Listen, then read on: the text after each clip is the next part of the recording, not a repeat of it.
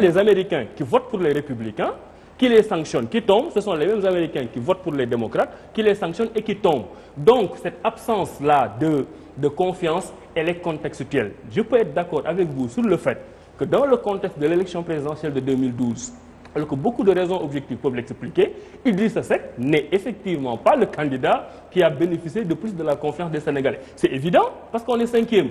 On ne peut pas le nier. Mais on peut considérer qu'en travaillant à la fois sur le profilage de notre candidat, sur le programme que nous allons proposer aux Sénégalais, en faisant du terrain, peut-être... Parce non, vous perdez du temps. Abdourahmane Diouf, vous perdez du temps.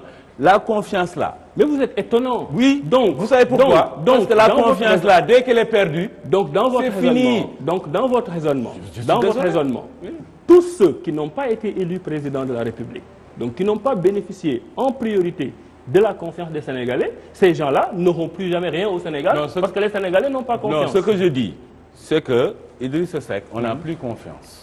Mais ceux qui ont... Moi, personnellement. Ben voilà, vous parlez vous-même. Attention, et ceux qui l'ont sanctionné... Vous avez une voix... Ceux qui l'ont sanctionné, je parle, moi, enfin, ceux qui l'ont sanctionné, du fait qu'il est passé de 14,86 à 7,86, tous ceux-là qui l'ont sanctionné, plus moi, nous n'avons plus confiance et cette confiance, elle ne va pas revenir. Vous savez pourquoi elle ne va pas revenir? C'est sa tête qui ne vous plaît pas? Qu'est-ce qui se passe? Alors, moi, ce qui ne me plaît pas, personnellement, c'est que je ne peux pas... Moi, je pensais que vous étiez un médiateur social, médiatique, et que vous ne parlez pas... Moi, je dis ce que je pense. Je dis ce que je pense. Je ne suis ni médiateur, ni rien du tout. Pour ce qui ne me plaît pas, personnellement, c'est que je ne peux pas accepter, moi, personnellement, qu'une personnalité politique aille se prélasser à Saint-James-Paris pendant 6 mois. Moi, je ne peux pas l'accepter. Saint-James-Paris, tout de suite, tape sur ton ordinateur à l'India, tu verras que la chambre, c'est 250 000 francs la nuitée.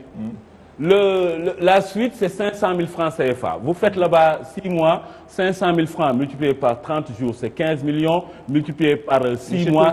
Monsieur Tounkara, je peux finir? Non, vous avez la preuve. Je peux finir? Est-ce que vous avez la preuve que M. Idrissa Seck va faire 6 mois à Saint-James? Il a fait 6 mois à Saint-James. Est-ce que vous avez la preuve qu'il est allé à Saint-James et y faire 6 mois? Ben, oui. Non, je ne vous dis pas qu'il a fait à Paris 6 mois. Est-ce que vous avez la preuve que M. Idrissa Seck est allé dans un hôtel qui s'appelle Saint-James à Paris, qui a payé des nuitées pendant 6 mois? Mais, en tout cas, c'est lui qui dit.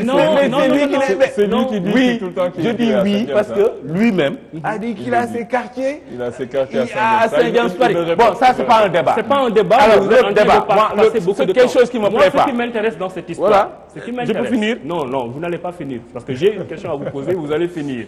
Parce que vous êtes en train de me dire, moi, je suis un homme politique. J'essaie de gagner pour mon candidat. Vous m'avez dit exactement ce qui ne vous plaît pas chez Idrissa Seck. Vous êtes un Sénégalais, vous avez voté pour quelqu'un. Vous avez été dans le secret de votre isoloir, vous avez voté pour Macky Sall, Abdoulaye Wade, que je ne sais pas encore. Donc ça veut dire que vous avez un certain nombre de critères que vous identifiez. C'est celui qui va porter la présidence de la République. Donnez-les-nous si vous voulez nous aider à nous améliorer. Très bien, je vais lui donner, mais je vais finir quand même. Ce qui ne me plaît pas... Arrêtez de parler de Saint-James parce que vous n'avez aucune preuve. Ce qui ne me plaît pas... Intellectuel, vous n'avez pas le ce qui ne me plaît pas, c'est de voir dans la presse qu'il y a un chèque de 500 millions signé par Idrissa Seck et qu'on lui remette cet argent à Saint-James. Je ne peux pas accepter ces pratiques, moi, en tant que Sénégalais. Non, oui. Non, Aline, je ne vais pas répondre à ce genre de choses. D'accord, il ne peut pas répondre. C'est du journalisme à rebours. Ah bon? Oui, vous faites du journalisme à rebours. On est le 2 janvier 2000, on est en janvier 2017. Mais vous m'avez demandé ce qui ne me plaisait pas. Non, moi je ne vais pas raisonner sur ça. Mais cela ne me plaît pas. Parce que vous êtes en train de faire la une des journaux du 1er janvier 2004-2005. Idrissa Seck vient de quitter le pouvoir, on lui fait un procès. Ce que vous êtes en train de dire, les enfants qui vont voter peut-être en 2019 ne le savent même pas. Ce sont des contentieux qui ont été réglés. Dernièrement. Très bien. Dernièrement. Est-ce que je peux dire que quelque chose ne me plaît pas? Cette chose ne me plaît pas. Non, mais vous êtes que nos politiciens jouent avec des chèques de 500 millions qu'on leur remet à Paris. Cela ne me plaît pas. Vous savez, moi, j'essaie, je dis bien j'essaie, d'avoir une certaine crédibilité. J'essaie. La politique ne m'a absolument rien donné. Je fais la politique pour être au service de mon pays. Je n'ai aucune casserole. J'essaie d'avoir la vertu et la morale. Moi, je parle d'un chèque de 500 millions là, que personne ne peut nier, qui est là. Mais vous êtes en train... La dernière fois qu'on a parlé de cette question, c'est récent, j'espère que vous vous rappelez. Idrissa Seck a demandé un jury d'honneur. Oui. Le procureur s'est autosaisi. Vous vous rappelez? 2 jours après, le même procureur qui s'était autosaisi s'est dessaisi.